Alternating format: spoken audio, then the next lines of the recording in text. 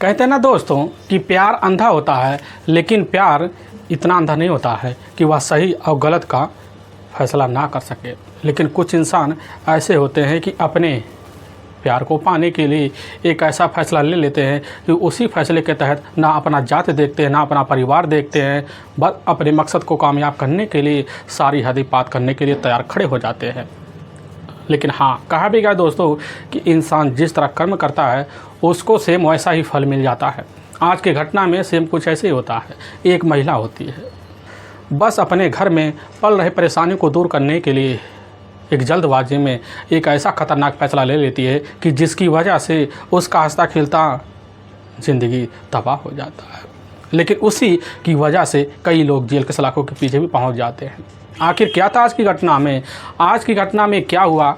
आज की घटना की आप पूरी तह तक सच्चाई जानने के लिए इस वीडियो को आप लास्ट तक जरूर देखिएगा। नमस्कार दोस्तों, मैं प्रदीप कुमार आपको स्टडी बात चैनल पे मैं स्वागत करता हूं। दोस्तों आज की यह जो सच्ची घटना है, यह घटना सुनाने से पहले मैं आपसे छोटा सा रिक्वेस्ट करना चाहता हूं, क्योंकि आप अगर इस चैनल पर नए हो और पहली बार आए हुए हो तो एक बार जाकर अपने इन्हीं हाथों से आप इस चैनल को सब्सक्राइब ज़रूर कर दीजिएगा, ताकि आपकी वजह से इम्पोर्टेंट होने के नाते यह जो वीडियो है आज काफ़ी लोगों तक पहुंचाया जा सके। और साथ में जहां से आप आज वीडियो को देख पा रहे हैं उस स्थान और अपने नाम का एक बार कमेंट बॉक्स में दर्ज ज़रूर कर दीजिएगा, ताकि आपका नाम कल के वीडियो में बड़े प्यारे लफ्ज़ों में हम ले पाएँ। दोस्तों आज की यह जो सच्ची घटना है, यह घटना है ठीक उत्तर प्रदेश, और उसी का उन्नाव जिला पड़ता है, और उसी में ही एक उज्जैन थाना पड़ता है, और उसी में एक दरबारी खेड़ा गांव पड़ता है। मैं बात कर रहा हूं 5 जून साल 2024 का ही सुबह का टाइम होता है। तो दरबारी खेड़ा के गांव के कुछ नवयुवक होते हैं। अब वह नवयुवक जो होते हैं मौके पर फौज में जाने के लिए तैयारी कर रहे होते हैं, और तभी सुबह के टाइम अब दौड़ लगाते लगाते चारों तरफ से जब चक्कर मार लेते हैं तो इधर गांव के बाहर एक जो होता है कुआं होता है, और उसी के सामने काफ़ी सारे पेड़ भी होते हैं। और गर्मी की वजह से नवयुवक जो होते हैं उस कुएँ पर जाकर बैठ जाते हैं। तभी उनकी नज़र उस कुएँ में पहुंचती है, और जो कुएँ में नज़ारा देखते हैं वह नवयुवक पूरी तरह से वहीं चीख पड़ते हैं। तो काफ़ी लोग इकट्ठा हो जाते हैं कि देखते हैं कि वहीं में एक व्यक्ति की डेड बॉडी बुरी तरह से तैर रही होती है, और उसी वक्त इसकी जो सूचना होता है अपने गांव में भेजवा देते हैं, और गांव को मुखिया को खबर लगता है। गांव के मुखिया भी खबर पाते हैं और सेम वही नज़ारा देख पड़ते हैं, और उसी समय इसकी जो सूचना होता है गांव के मुखिया के द्वारा अब उज्जैन पुलिस थाने में दे दिया जाता है।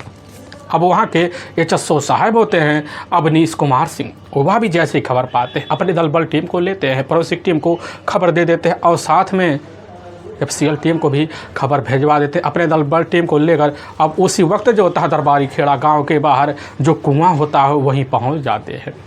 और जब पहुंचते हैं तो देखते हैं वहां काफ़ी लोगों का जमावड़ा लगा हुआ है। जमावड़े अपने आप हट जाते हैं, अंदर जाते हैं, कुएं में झांक कर वह भी देखते कि सही में एक व्यक्ति की डेड बॉडी जो होता है कुएं के पानी में पूरी तरह से तैर रहा होता है। डेड बॉडी का अपने सहयोगी के तौर से बाहर निकलवाते हैं, लेकिन जैसे डेड बॉडी का निरीक्षण करते हैं तो पता चलता उस व्यक्ति की जो उम्र है लगभग यही 29 से 32 साल के आसपास ही होगा, और गले पर और साथ में शरीर पर कई जगह तेजधार हथियार के निशान पड़े होते हैं। थाना प्रभारी जब पहली नज़र में देखते हैं उनको पूरी तरह से अंदाज़ा हो जाता है कि बस करो इस व्यक्ति की जो मौत हुई है बड़े बेरहम तरीके से किसी तेजधार हथियार से की गई है।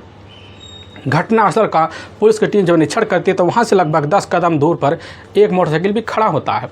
लेकिन पुलिस की जब नज़र मोटरसाइकिल पर पहुंचती है, पुलिस की टीम मोटरसाइकिल की जब जांच पड़ताल करती है तो पता चलता है कि मोटरसाइकिल हो सकता है इसी डेड बॉडी की अपने हों। इसीलिए पुलिस की जो टीम होती है उसी वक्त मोटरसाइकिल के RTO ऑफिस से कंटेक्ट मार देती है, और जब कंटेक्ट मारती है तो पता चलता है कि मोटरसाइकिल रजिस्ट्रेशन व्यक्ति का नाम होता है मोहम्मद नदीम, जो उत्तर प्रदेश कानपुर नगर पड़ता है, और उसी में ही एक अनवरगंज जाना माना थाना पड़ता है, और ठीक उसी में ही इत्फाकाराबाद एक जाना माना मोहल्ला पड़ता है। और पुलिस की टीम को जैसे जानकारी मिलती है उस बाइक के बारे में तो पुलिस की टीम समझ जाती है कि बस करो हो सकता है बाइक का कंडक्ट जो होता है इस डेड बॉडी से मैच हो जाए। लेकिन पुलिस की टीम वहां खड़े जितने भी व्यक्ति होते हैं उसी समय खड़े व्यक्तियों से अनजान डेड बॉडी का शिनाख्त करवाने के लिए भरपूर कोशिश भी करती है, लेकिन कोई भी व्यक्ति जो होता है उस अनजान डेड बॉडी का शिनाख्त नहीं कर पाता। उसी वक्त की जो सूचना होता है अब उस कागज़ से मिले हुए पते पर भिजवा दिया जाता है। लेकिन जैसे चंद घंटे बीतते हैं तो उसी वक्त एक बुजुर्ग महिला जिसकी उम्र लगभग 50 साल के आसपास होती है और वहीं पहुंचती है और वहीं पहुंचने के बाद दहाड़ मार कर चीख चिल्लाना शुरू कर देती है और जैसे ही खड़ी होती है तो उसी समय कहने लग जाती है कि साहब हमारा नाम अरफा बेगम है और साहब यह हमारा अपना बेटा मोहम्मद नदीम है।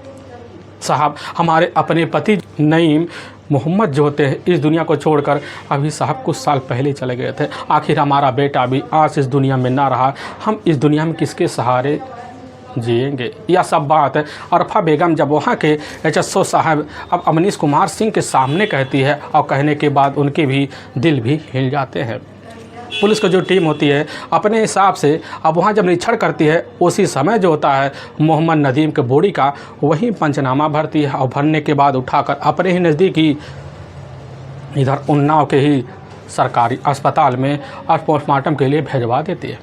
पुलिस की जो टीम होती है इधर वहीं पर खड़े अरफा बेगम और साथ पे अरफा बेगम का ही पास में खड़ा एक अपना भाई होता है रहीम, मोहम्मद रहीम, और साथ पे अरफा बेगम वहीं पर होते हैं।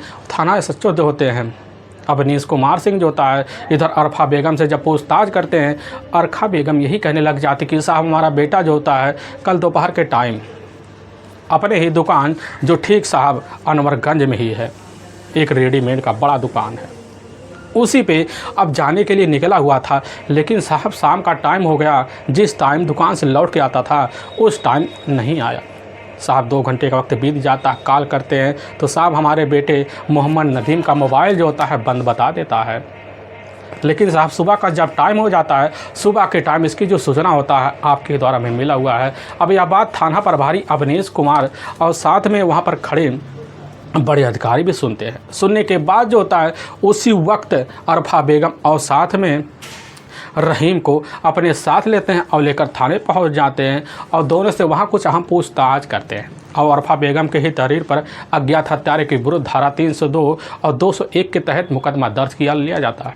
और पुलिस की जो टीम होती है इस केस को सुलझाने के लिए सबसे पहले अपने से बड़े अधिकारियों के साथ बैठकर एक बड़ी मीटिंग करती है और इसमें काफ़ी सारे बड़े अधिकारी होते हैं और पुलिस की जो टीम होती है उसी वक्त दोबारा घटनास्थल पर जाती है। घटनास्थल का अपने तरीके से निरीक्षण करती है, आसपास इलाकों में लोगों से पूछताछ भी कर लेती है और पुलिस की टीम दोबारा उसी वक्त मोहम्मद नदीम के घर पहुंचती है और घर पहुंचने के बाद अरफा बेगम से कुछ अहम पूछताछ करती है। अरफा बेगम से जब पूछा जाता है कि आपको क्या लगता है कि आपके बेटे इधर मोहम्मद नदीम के साथ इस तरह की कारनामे कौन कर सकता है, अरफा बेगम जब यह बात सुनते कहने लग जाती है कि साहब हमारा जो अपना बेटा है, हमारा अपना बेटा हमारे कलेजे का टुकड़ा है।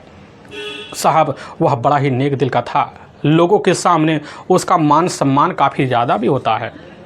ना उसी का किसी के साथ लेना देना था, ना किसी के साथ उसकी पुरानी रंजिश थी। हमें नहीं साहब लग रहा है उसके साथ किसी की दुश्मनी थी।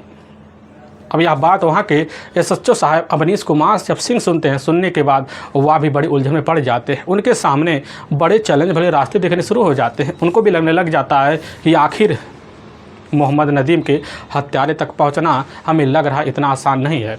पुलिस की जो टीम होती है थाने लौट आती है और इधर जांच पड़ताल करने के लिए पुलिस की टीम मुखबिरों का व्यवस्था कर लेती है और घटनास्थल पर मौजूद जो इलाके होते हैं उस इलाके में जो हिस्ट्रीटेटर होते हैं पुलिस की टीम जाती है, दबाव के तहत उनसे पूछताछ करती है। लेकिन तब भी मोहम्मद नदीम के हत्यारे के बारे में पुलिस को कोई सुराग नहीं मिलता है।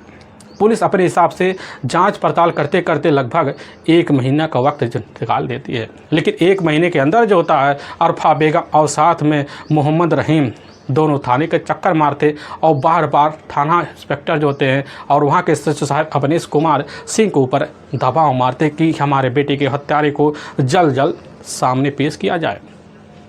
अब थाना एसएचओ जो होते हैं अवनीश कुमार सिंह बड़े मुश्किल में पड़ जाते हैं और चलन दर पर दर उनके सामने आने लग जाता है। तभी घटना से 1 महीने का वक्त यूँ ही निकल जाता है। और जब निकल जाता है तो ठीक जो होता है इधर 15 जुलाई साल 2024 का दिन होता है, वही दोपहर का टाइम होता है, पूरी तरह से बरसात का मौसम बना होता है। तो एसएचओ साहब अवनीश कुमार अपने ही थाने में बैठकर कुछ ज़रूरी कामकाज निपटा रहे होते हैं, तभी उन्हीं के सामने एक मुस्लिम समुदाय की महिला आती है, बड़ी डरी हुई दिख रही होती है। अब थाना एसएचओ साहब की नज़र उस डरी हुई महिला के ऊपर पड़ता है। पड़ने के बाद समझ जाते कि बस करो, इस महिला के ऊपर कोई मुसीबत है। वह जो महिला होती है अपनी नज़र बार बार पीछे दौड़ा रही होती है, कभी दाएं कभी बाएं। थाना इंस्पेक्टर कहने लग जाते हैं कि आप पूरी तरह से यहाँ आकर सेफ हो चुके हैं, आपकी डरने की कोई बात नहीं है, बस आप हमारे सामने आकर अपनी बात बेधड़क रख दीजिए। अब जो महिला होती है उसी समय जाती है, वहाँ एक कुर्सी रखा होता है, उसी कुर्सी पर बैठ जाती है। कहने लग जाती है कि साहब हमारा नाम जीनत फातिमा है, साहब हमारे शौहर मोहम्मद नदीम हैं, साहब हमारे शौहर की जो हत्या हुई है कोई साधारण तरीके से हत्या नहीं हुई है, साहब उनकी जो हत्या हुई है बड़े ही रहस्यमय तरीके से की गई है और करवाई गई है। वहाँ थाने सच्चो जब यह बात सुनते हैं, सुनने के बाद कहने लग जाते हैं जीनत आप बेधड़क हमारे सामने पूरी बात रखिए, आपको क्या लग रहा है कि आपके पति के साथ ऐसा कौन कर सकता है। अब जीनत फातिमा जैसे आप बात सुनती उसी समय बेधड़क जुबान से वह एसएचओ साहब के सामने कहने लग जाती कि साहब हमारे पति का जो हत्यारा है वह हत्यारा हमारी अपनी जो सासू माँ है, सीधा का सीधा अरफा बेगम के पेट में छुपा हुआ है। अब थाना सच्चो यह बात सुनने के बाद चौक से जाते हैं, कहने लग जाते हैं कि आप किस तरह की बात कर रही हैं कि आपकी सासू माँ ही आपके पति के साथ इस तरह की हरकत कर सकती हैं।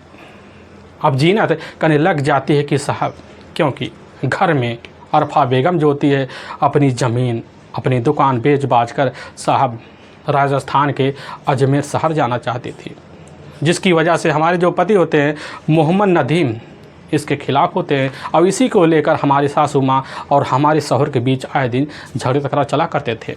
और दूसरा कारण साहब यह भी हो सकता है, साहब हमारे जो ससुर हैं उनका एक करीबी दोस्त है आसम अली, जो अजमेर का ही रहने वाला है, और उसी के साथ हमारी सासू माँ का काफ़ी महीनों से प्रेम प्रसंग चल रहे हैं। और साहब हमारे सामने पूरी तरह से एक दिन सारे नज़ारे आ गए होते, इसकी जानकारी हमारे पति को थी। और साहब उसी के साथ हमारी सासू माँ अपनी दुनिया बसाना चाहती है।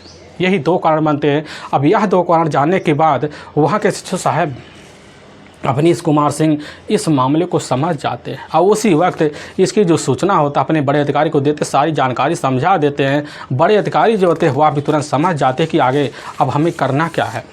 बड़े अधिकारी एक टीम गठित करते हैं जिसमें कांस्टेबल घनश्याम और साथ में पवन और इधर अर्पित और सूरजपाल, एक महिला कांस्टेबल भी होती है बिमल और हसनगंज के इलाके के रहने वाली, और मौके पर अपनी टीम के साथ लेकर उसी वक्त एसएचओ साहब अवनीश कुमार अब निकल पड़ते हैं। निकल पड़ने के बाद दोबारा जाते हैं घटनास्थल का अपने हिसाब से फिर निरीक्षण मार लेते हैं। और मारने के बाद पुलिस की टीम जो थी अब जानना चाहती थी कि आखिर जीनत फातिमा के बात में कितनी सच्चाई है, जिसके बाद पुलिस की जो टीम होती है कैसे न तैसे कर कर अरफा बेगम और साथ में मोहम्मद नदीम का मोबाइल नंबर ले लेती है और दोनों के मोबाइल नंबर का CDR डिटेल भी निकाला जाता है। और जब CDR डिटेल निकाला जाता है तो पता चलता है कि 4 और 5 मार्च साल 2024 का ही जब शाम का टाइम होता है, तो उसी वक्त लगभग रात का 10 बजे का जब आसपास टाइम होता है, तो अरफा बेगम जो होती है अपने मोबाइल से अपने ही बेटे मोहम्मद नदीम के मोबाइल पर एक बार कॉल करती हैं। और जब कॉल करती है वह कॉल जो होता है 2 मिनट के अंदर कट भी जाता है। लेकिन पुलिस की टीम जब मोहम्मद नदीम के मोबाइल नंबर का CDR डिटेल निकालती है तो उसी CDR डिटेल में एक अनजान नंबर दिखाई देता है। पुलिस की जो टीम होती है उस अनजान नंबर के बारे में जानकारी जब लेती है तो पता चलता है वह अनजान नंबर जो होता है ठीक राजस्थान प्रदेश का जो जाना माना शहर पड़ता है अजमेर, उसी का ही एक गंज थाना पड़ता है और उसी का लौगिया का मोहल्ला पड़ता है और वहीं का रहने वाला सलीम होता है। पुलिस की जो टीम होती है उसी वक्त सलीम का मोबाइल नंबर भी ले लेती है। उसका मोबाइल नंबर लेने के बाद उसके मोबाइल नंबर जब कॉल किया जाता है तो सलीम का मोबाइल नंबर जो होता है मौके पर स्विच ऑफ बता देता है। अब पुलिस की टीम अपनी टीम को लेती है और लेने के बाद सीधा का सीधा अब इधर अजमेर पहुँच जाती है लौगिया मोहल्ले में। लेकिन जब पहुंचती है सलीम के घर, पता चलता है सलीम अपने घर पर कई दिनों से नहीं दिख रहा है। पुलिस की टीम जो होती है उसी वक्त सलीम का मोबाइल नंबर लोकेशन पे डाल देती है, सर्विलांस की मदद लेती है और सर्विलांस की मदद लेने के बाद उन्हीं के द्वारा पता चलता है कि ठीक 19 जुलाई साल 2024 को शाम के टाइम कि इस वक्त जो होता है उन्नाव के स्टेशन पे मौके पर सलीम का मोबाइल नंबर ट्रेवल कर रहा है। पुलिस की टीम उसी वक्त जाती है उन्नाव के ही बस स्टेशन पर धावा मार देती है और वहीं पर जो होता है सलीम से मुलाकात हो जाए। पुलिस की टीम लेकर सलीम को थाने पहुंच जाती है और सलीम से जैसे ही पूछताछ शुरू कर देती है, सलीम बिना किसी शक्ति दबाव के टूट जाता है, कहने लग जाता है कि साहब हमारी भी अपनी मजबूरी थी, अपनी मजबूरी को दूर करने के लिए साहब हमने असलाम अली से 25 लाख रुपए में एक अनजान व्यक्ति की सुपारी ली थी। पुलिस की टीम जैसे ही इधर सलीम से इधर असलाम अली की नाम सुनती है, सुनने के बाद पुलिस की टीम तब चौंक जाती है जब वही सलीम कहने लग जाता कि साहब इसमें एक महिला भी थी, अरफा बेगम। पुलिस की टीम के सामने जब दोनों नाम लिया जाता है, लेने के बाद पुलिस की टीम बिना टाइम गंवाए वहाँ भी उसी वक्त जो होता है अब जाती है अरफा बेगम और असलम अली को, दोनों को रहस्यमय तरीके से अपने कस्टडी में लेती है और लेने के बाद थाने पहुंच जाती है। लेकिन दोनों जब थाने में सलीम को देखते हैं सारा माजरा समझ जाते हैं। समझने की वजह से पुलिस के सामने तीनों मिलकर जो सच्चाई रखते हैं और जो कहानी बनते हैं, इससे सुनने के बाद लोग जो होता है एक माँ पर विश्वास उठा देते हैं। असल में उत्तर प्रदेश का जाना माना शहर पड़ता है अब कानपुर महानगर और उसी का ही अनवरगंज कस्बा लगता है और उसी का एक मोहल्ला इफ्तिखाराबाद पड़ता है।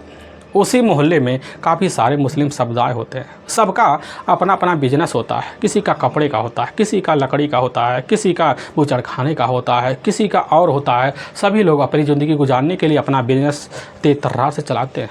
लेकिन उसी इलाके के रहने वाले मोहम्मद नईम भी होते हैं। उनके परिवार में उनकी अपनी पत्नी होती है अरफा बेगम। लेकिन मोहम्मद नईम के टोटल 2 ही बच्चे होते हैं, जिसमें एक बेटा होता है मोहम्मद नदीम और एक बेटी होती है सलजा।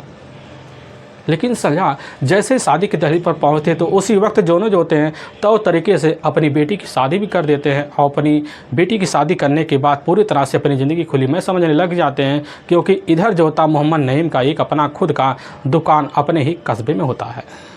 वह दुकान बड़ा ही तौर तरीके से तरक्की पर होता है और उसी दुकान की वजह से अपने घर में खुशियाँ चार चाँद लगा पाते थे। लेकिन समय के हिसाब से मोहम्मद नदीम जो होता है अब जैसे ही 10वीं की पढ़ाई पूरी कर लेता है तो उसी वक्त वह पढ़ाई से मन उबा लेता है। उबाने की वजह से इधर उधर घूमना फिरना चालू कर देता है। इधर मोहम्मद अब नईम परेशान हो जाते हैं कहीं हमारा बेटा किसी बुरी संगत में ना फंस जाए, जिसकी वजह से मोहम्मद नईम जो अपने बेटे मोहम्मद नदीम को अपने ही साथ अपने ही उसी कपड़े की दुकान में सहयोग देने के लिए अब रख देते हैं। जिसकी वजह से कुछ समय के अंदर मोहम्मद नदीम जो होता है अब अपने पिता के ही रास्ते पर चल पड़ता है, तौर तरीका का रास्ता देखने लग जाते हैं। मोहम्मद नईम का घर परिवार खुशीमय हो जाता है।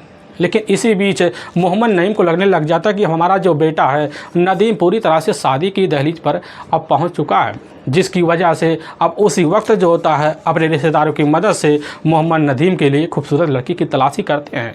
तभी साल 2020 का अब जुलाई का महीना होता है। उसी महीने में जो होता है उनकी मुलाकात जाकर एक अपने ही हस्तकश व्यापारी से हो जाता है, जो उसी कानपुर के ही बाबूपुरवा के रहने वाले होते हैं। उन्हीं की अपनी बेटी होती है जीनत फातिमा। देखने में काफ़ी खूबसूरत होती है, अब थोड़ी बहुत पढ़ी लिखी होती है। जीनत फातिमा की जो शादी होती है अब जाकर नदीम से तौर तरीके से हो जाता है। अब जीनत जैसे ही अपने ससुराल पहुंचती है थोड़ी माह के अंदर अपने ससुराल में अपनी सासू माँ और साथ में अपने ससुर का जो दिल होता है बड़ी जल्दी जीत लेती है और समय के हिसाब से परिवार भी खुशमय बन जाता है। लेकिन जैसे ही अब इधर जीनत के शादी का 1 साल का वक्त बीतता है तो मोहम्मद नईम जो होते हैं एक ऐसी बीमारी से जूझ पड़ते हैं और उनकी बीमारी को दूर करने के लिए मोहम्मद नदीम जो होता है काफ़ी अस्पतालों का चक्कर मारता है, यहाँ तक कि उसके अकाउंट भी खाली होने के कगार पर पहुँच जाते हैं। लेकिन तभी मोहम्मद नईम की तबीयत इतनी ज़्यादा ख़राब हो जाती है कि वह हमेशा के लिए अब इस दुनिया को छोड़ के चले जाते हैं। अरफा बेगम के ऊपर एकदम पहाड़ सा टूट पड़ता है। आखिर उनके पास कोई रास्ता दिखाई नहीं देता है। तभी इसी बीच अरफा बेगम का अपना जो भाई होता है और रहीम अपना जो बेटा होता है नदीम, दोनों मिलकर अपनी बहन अपने माँ को तौर तरीके से समझाते बुझाते हैं, तरह तरह के सत्ताना दिलाते हैं, भरोसा दिलाते हैं और उसी भरोसे की उम्मीद जो होती है अरफा बेगम अब पाल लेती है। लेकिन समय जब गुजरने लगता है तो इधर जीनत फातिमा और साथ में मोहम्मद नदीम जो होते हैं दोनों मिलकर अपनी माँ की सेवा पानी में कोई कसर भी नहीं छोड़ते थे, जिसकी वजह से अरफा बेगम को लगने लगता है कि समय के हिसाब से हमारी जो ज़िंदगी है अब तौर तरीके से चल पा रही है। अब घर में चार खुशियाँ और बिखरने शुरू हो जाते हैं। लेकिन तभी घटना से मात्र कुछ साल पहले जो होता है, मोहम्मद नईम का एक अपना करीबी दोस्त होता है जो राजस्थान जो अजमेर पड़ता है और उसी का ही एक छोटा मोटा कस्बा पड़ता है। उसी कस्बे का रहने वाला असलम अली होता है, जिसकी उम्र लगभग अब इधर 40 साल के आसपास ही होता है। लेकिन अशरफ अली का जो होता है अब इधर ज़्यादा से ज़्यादा कानपुर शहर आना जाना होता है और वह भी कपड़ा व्यापारी होता है। और कपड़ा व्यापारी होने के नाते पहले से उसका जो अपना करीबी दोस्त होता है मोहम्मद नईम होता है। अब दोस्त के नाते जो होता है पहले से असम अली का अब इधर नईम के घर आना जाना होता है। लेकिन तभी एक दिन दोपहर का जब टाइम होता है उसी वक्त आसम अली इधर नईम के घर जब पहुंचता है तो उस घर में मौके पर कोई नहीं होता है। दरवाज़ा सटासट खुला होता है। घर के अंदर दाखिल होता, जब घर के अंदर दाखिल होता है तो उसके सामने जो होता है मोहम्मद नईम की अपनी जो बेगम होती है अरफा बेगम एकदम सच झंवर के खड़ी होती है। उसके चाल स्वभाव को देखकर असलम अली पहली नज़र में दीवाना हो जाता है और वहीं चार बात मीठी वाली कर देता है। करने की वजह से उसी दिन जो होता है उसके पति का वास्ता देकर उसके साथ हित व्यवहारी वाला काम और साथ मुसीबत में साथ खड़े रहने का वादा तक कर देता है। वादे के तहत जो था उसी दिन से असलम अली का इधर रोज का आना जाना रहीम के गैर मौजूदगी में बन जाता है। अब जिसकी वजह से आने जाने की इतनी करीबी बन जाती है कि इधर अरफा बेगम और असलम अली के बीच दूरियां पनपना कम हो जाती है। दोनों के बीच भाभी देवर के रिश्ते के नाते हंसी ठिठोले भी चलने लग जाते हैं। और तभी एक दिन रात का जब टाइम होता है तो उसी वक्त जो होता है घर में ना रहीम होता है ना उसकी अपनी बेगम होती है। सिर्फ मौके पर वहीं अरफा बेगम होती है। इधर असलम अली सारा माजरा और सारी निगरानी कर लेता है और उसी वक्त उठता है। उठने के बाद अरफा बेगम के कमरे में जाता और इशारा पाता, वहीं जो होता है अरफा बेगम के साथ अनैतिक संबंध बना देता है। और संबंध का जो रिश्ता होता है अब यह रिश्ता बेधड़क कभी होटल में कभी मॉल में इनका आए दिन चलना शुरू हो जाता है। और इस तरह अरफा बेगम खुद जाकर असलम अली के प्यार में दीवानी हो जाती है कि उसके चाहते पूरा करने के लिए अपने ही किए हुए पैसे को बेधड़क लुटाना शुरू कर देती है। लेकिन जब समय बीतने लग जाता कि समय के हिसाब से इधर जीनत फातिमा बड़ी सोच में पड़ जाती है कि आजकल हमारी जो सासू माँ है उनके चेहरे की जो रंग होती है बड़ी हंसमुख क्यों रहती है। यही सब कारण जानने के लिए उसके मन में शंकाएं भी जन्म ले लेती है कि बस करो, इस समय हमारे ससुर का अपना जो करीबी दोस्त होता है असम अली का काफ़ी आना जाना है, जिसकी वजह से पूरे माजरे को समझ जाती है। और तभी एक दिन रात का जैसे 1 बजे के आसपास टाइम होता उसी वक्त जीनत फातिमा की जो नींद होती टूट जाती है और पानी लेने के लिए बाहर जाती है तो उसके कान में किसी के खिलाने की आवाज़ पहुंचती है। वह आवाज़ जो होता है उसकी अपनी सासू माँ के कमरे से आती है और जीनत फातिमा जो होती है उसी वक्त सासू माँ के कमरे में जाती है और एक जंगला होता अपनी निगाह अंदर डालती है तो पता चलता एक पति और पत्नी के रिश्ते की तरह जो होता है असलम अली और साथ में उसकी अपनी जो सासू माँ होती है अरफा बेगम पड़े हुए। इस नज़ारे को देखकर पूरी तरह से वह असहम हो जाती है, ना कुछ सोच पाती है ना कुछ समझ पाती। और लेकिन जैसे सुबह का टाइम होता है तो उसी वक्त जीनत फातिमा जो होती है अपने ही शौहर मोहम्मद नदीम के सामने अपनी माँ और अपनी माँ की प्रेमी की पूरी तरह पोल खोल बैठती है। लेकिन यह बात जब सुनता है मोहम्मद नदीम उसी वक्त अपनी ही पत्नी से लड़ झगड़ बैठता है और इस तरह झगड़े तकरार होते हैं कि उसी वक्त इधर जीनत फातिमा जो होती है अपने ही मायके चली जाती है और नदीम वहाँ जाता है तो तरीके से मनाता मुनादना कर फिर लाता है। लेकिन उसी दिन से जो होता है घर में इधर नदीम का और इधर जीनत का आए दिन झगड़े तकरार शुरू हो जाते हैं, लेकिन चलने लग जाते हैं। लेकिन दूसरी तरफ अरफा बेगम जो होती है अपने रिश्तों को कामयाब करने के लिए होटल का सहारा ज़्यादा ले लेती है। अब एक दिन रिश्ते को अंजाम देने के बाद जैसे ही असलम अली के सामने खड़ी होती उसी समय एक बात कर देती, कहने लग जाती कि हम चाहते हैं आगे का जो ज़िंदगी है तुम्हारे साथ है बेगम की तरह बिताए। और यह बात असलम अली जब सुनता है तो समझ जाता आगे करना क्या है। लेकिन वहीं पर अरफा बेगम कह देती है कि हमारे पास कुछ अपने ज़मीन है, खुद का अपना दुकान है, उन सबको बेच बाज कर हम भी चले तुम्हारे शहर अजमेर में निवासा बनाए। यह बात जब सुनता असलम अली उसी समय समझ जाता है और कहने लग जाता है कि तुम जो कह रही हो, जो समझ रही हो, पूरी तरह से सही है। अब इसी बात को लेकर इधर खुद जाती अरफा बेगम अपने बेटे मोहम्मद नदीम के सामने वही ज़मीन और वही दुकान बेचने की जब बात रखती है तो उसी समय मोहम्मद नदीम भड़क जाता है, तो तरीके की बात करता है। लेकिन इधर अरफा बेगम को लगने लग जाता कि हमारा जो बेटा है अब ना ज़मीन बेचने देगा ना दुकान बेचने देगा। यही सब सोच साच कर काफ़ी चिंता में रह जाती है। और लेकिन इसी को लेकर अब घर में अरफा बेगम और साथ में मोहम्मद नदीम के बीच आज दिन झगड़ा तकरार शुरू हो जाते थे। अब झगड़े तकरार सिलसिला होता है, बेधड़क फिरने लग जाता है, अरफा बेगम को लगने लग जाता है इसके लिए हमें कोई ना कोई नया रास्ता ढूंढना पड़ेगा। अरफा बेगम इधर असलम अली के पास जाती है और जब असलम अली के पास जाती है, जाने के बाद जो होता है उसके सामने सीधा का सीधा एक बात कह देते हैं कि आखिर हमारा जो बेटा है हमारी ज़िंदगी में पूरी तरह से अड़ंगा बन रहा है, ना प्रॉपर्टी बेचने दे रहा है, ना हमारे तुम्हारे रिश्ते को आगे देखना चाहता है।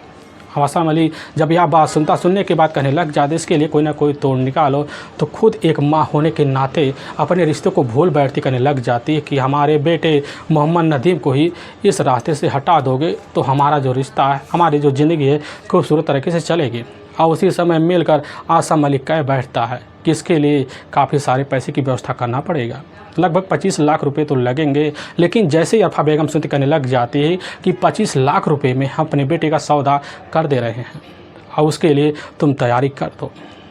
आसम अली समझ जाता है। आसम अली का एक अपना करीबी दोस्त होता है जो ठीक है राजस्थान का जो अजमेर पड़ता है उसी का ढच कस्बा पड़ता है, उसी का ही औलिया एक इलाका पड़ता है, उसी इलाके का रहने वाला अब सलीम भी होता है।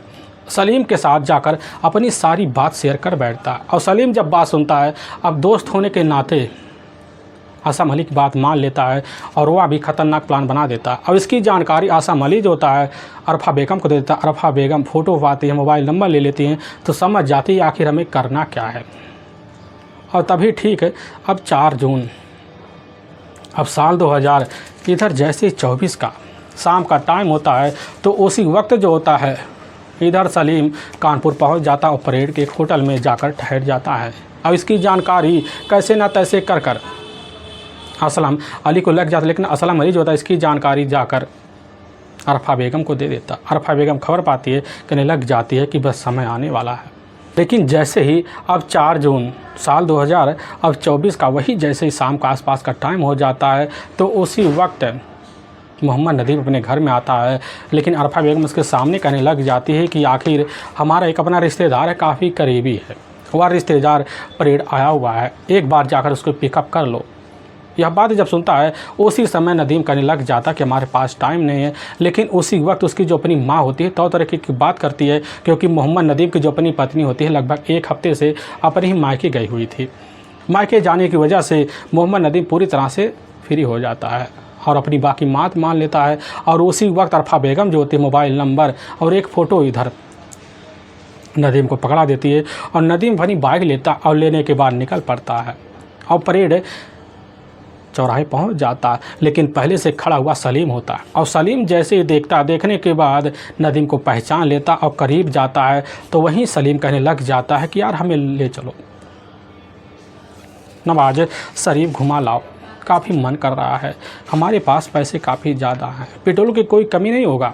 यह बात जैसे ही नदीम सुनता उसी समय बात को इनकार नहीं करता, क्योंकि वह रिश्तेदार होने के नाते उसकी बात मानने की उसकी मजबूरी पड़ जाती और बात मान लेता है। और मानने के बाद जो होता है इधर अपनी बाइक लेता और लेने के बाद लखनऊ होते हुए अब अपना नवाज शरीफ निकल जाते हैं, तौर तरीके से दर्शन करते हैं। और दर्शन करने के बाद इधर बाइक वापस लेता और लेने के बाद लखनऊ के लिए निकल पड़ता है। और बाइक चलाते चलाते रात का इधर लखनऊ भी क्रॉस कर जाते हैं और वहाँ एक होटल होता है, वहाँ होटल पे तौर तरीके से बैठकर खाना खाते हैं। खाना खाने के बाद थोड़ी बहुत ड्रिंक पानी करते हैं और वहाँ ड्रिंक पानी करने के बाद इधर दोनों फिर बाइक चलाना शुरू कर देते हैं। लेकिन जैसे उन्नाव ज़िले में प्रवेश करते हैं, हाईवे पर चढ़ते हैं, तो चढ़ने के बाद जो होता है दावरी खेड़ा के गांव के करीब पहुंच जाते हैं।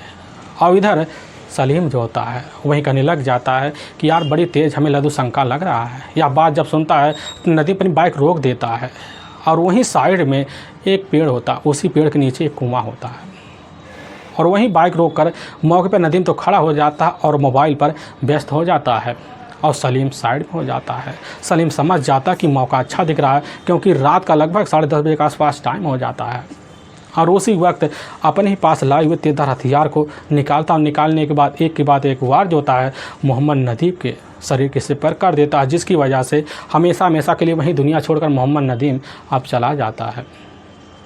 और बॉडी को लेता है, लेने के बाद उसी कुएं में डंप कर देता है और बाइक साइड में कर देता है। उस हथियार को लेता है, एक मास चौराहे पड़ता है, ले जाकर वहीं हथियार और कुछ ज़रूरी कागज़ छिपा देता। फिर वहाँ से सीधा का सीधा अजमेर के लिए अब रवाना हो जाता है। लेकिन वाकई में पुलिस के सामने जब यह सच्चाई तीनों को थ्रू आता है, पुलिस की टीम पूरी तरह से दंग से रह जाती है। पुलिस की जो टीम होती है, अरफा बेगम और सलीम और साथ में असलम अली को अपनी कस्टडी में ले जाकर वहाँ के ही न्यायालय में पेश कर देती है। और न्यायालय में तीनों के ऊपर काफ़ी गंभीर धारा में मुकदमा दर्ज कर दिया जाता है और ले जाकर वहाँ के ही जेल में लंबी सज़ा के तौर पर डाल दिया जाता है। दोस्तों, हमें इस घटना का सुनाने का जो उद्देश्य है, किसी के दिल को ठेस पहुंचाना नहीं है, बल्कि आपको यह बताना कि आप जहां भी रहें आप सावधान और सतर्क जरूर रहें। दोस्तों, हमारे कुछ ऐसे व्यूअर जो हमारे वीडियो को लगातार वॉच करते हैं, जिसमें प्यारे व्यूअर संजीव शर्मा जो उत्तर प्रदेश आगरा फतेहाबाद के रहने वाले हैं, आदेशा कोहली फिरोजाबाद उत्तर प्रदेश के रहने वाले हैं, हरिहर सिंह चंडीगढ़ शहर के रहने वाले हैं, नजमुद्दीन पांचू भाई हमीरपुर यूपी के रहने वाले हैं, श्यामलाल सत्येंद्र सिंह और राजेंद्र सिंह और इधर गिरजेश पांडे जो नैनीताल उत्तराखंड के रहने वाले हैं। दोस्तों, फिर मिलेंगे नए वीडियो के साथ, तब तक के लिए जय हिंद और जय भारत।